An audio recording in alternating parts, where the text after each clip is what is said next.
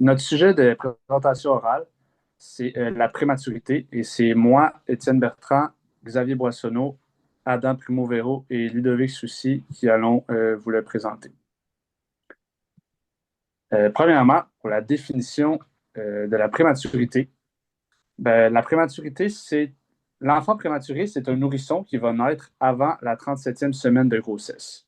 C'est un phénomène qui peut être lié à plusieurs causes et facteurs pendant la grossesse de la mère.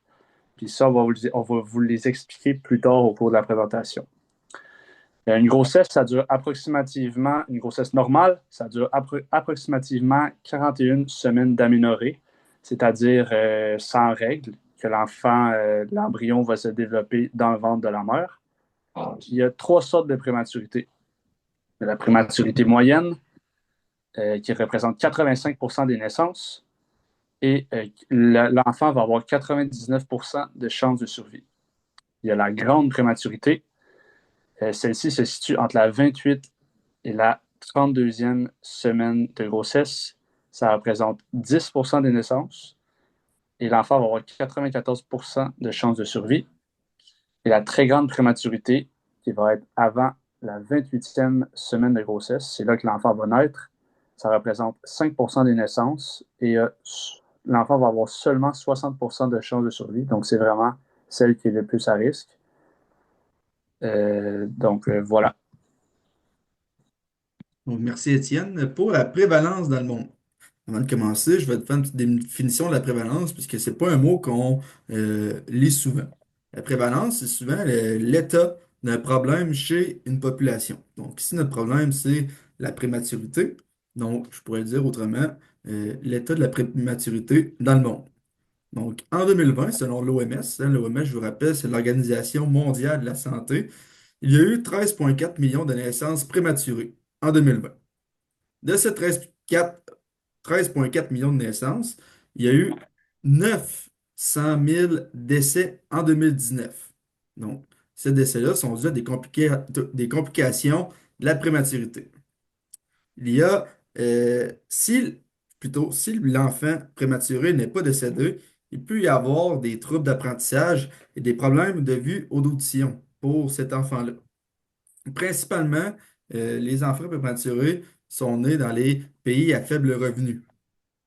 Et le taux de naissance prématuré, il varie entre 4% et 16% selon les pays. Donc là, on va le voir plus tard, les causes de pourquoi les enfants prématurés sont plus euh, pas naissants. C'est là qu'ils sont plus dans le monde.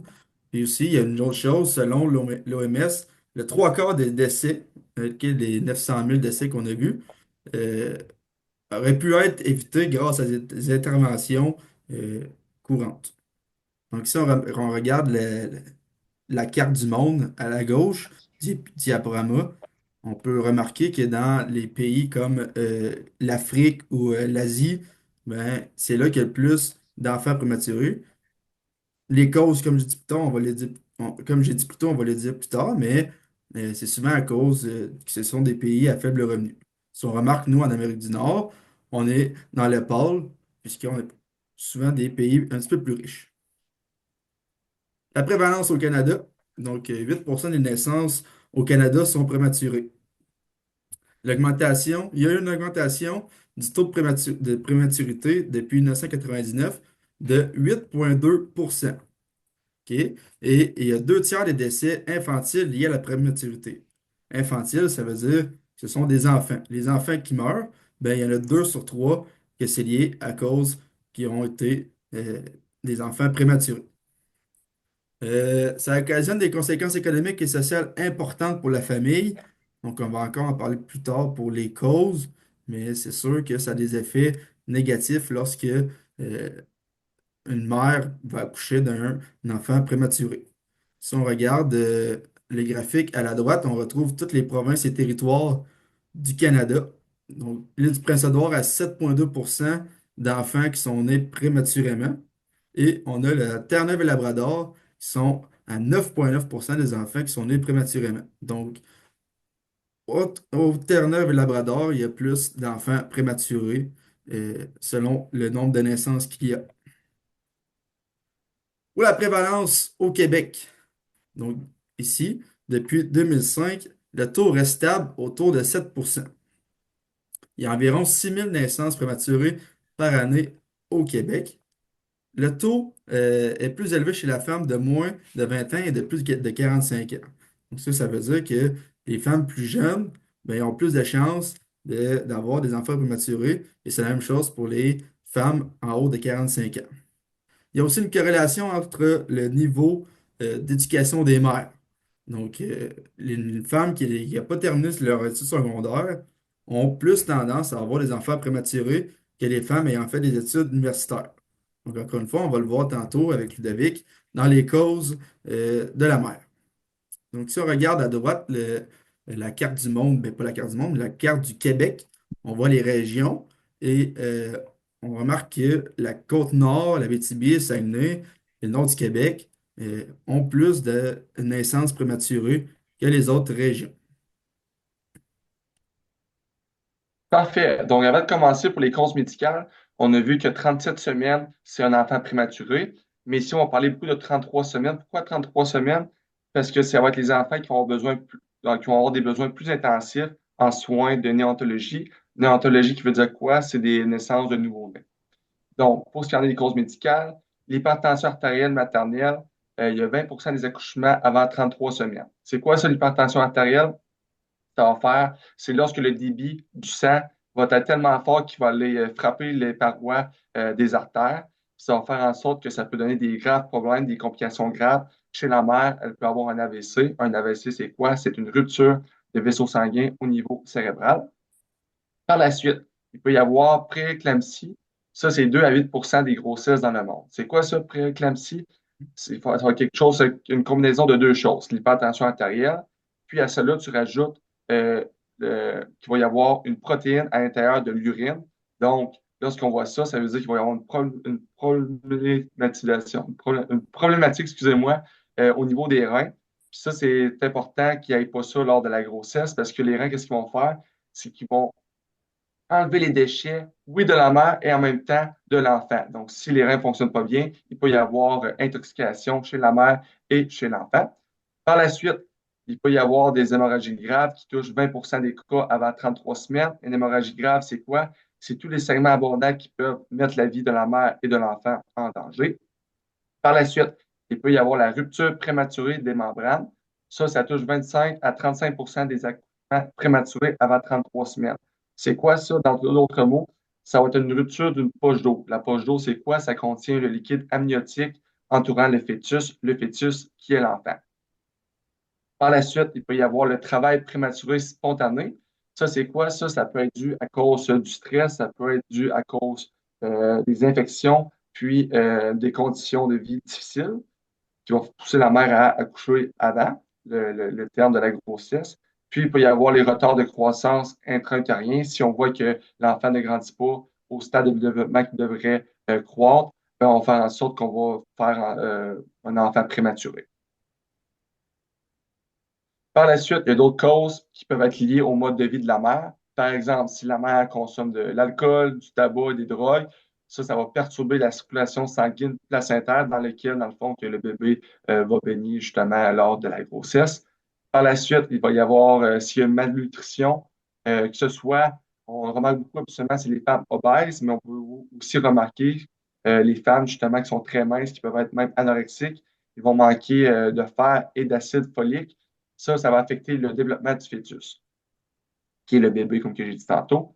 Le stress et les conditions de vie difficiles, ça peut également mettre un enfant prématuré.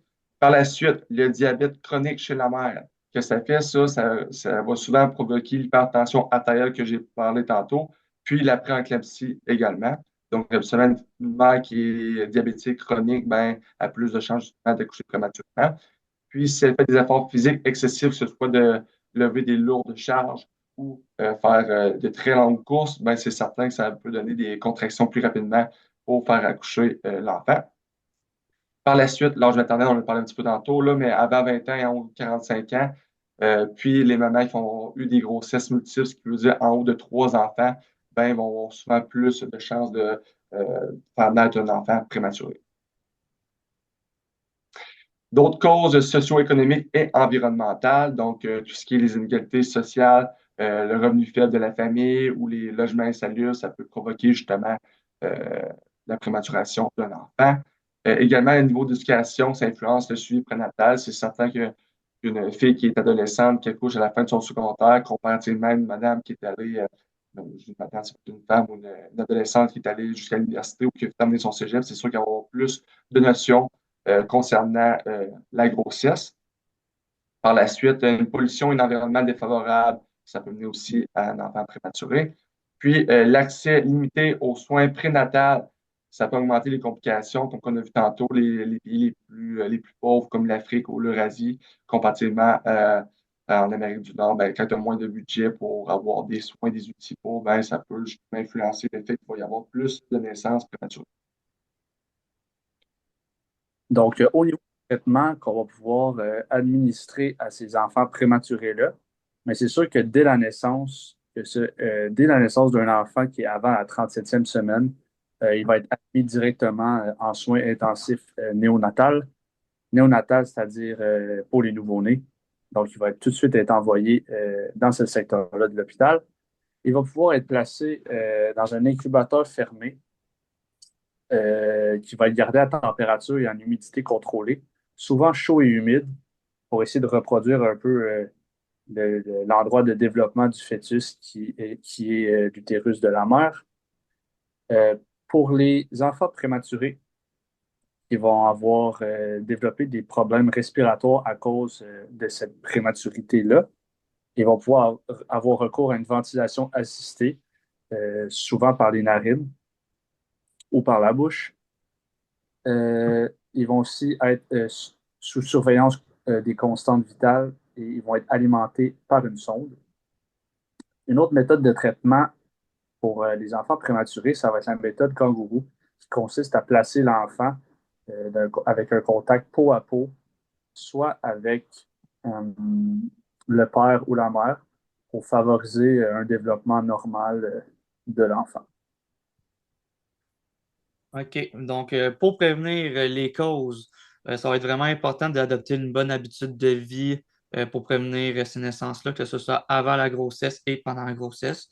Donc, éviter l'alcool, le tabac et les drogues. Essayer de maintenir une alimentation équilibrée et un poids santé.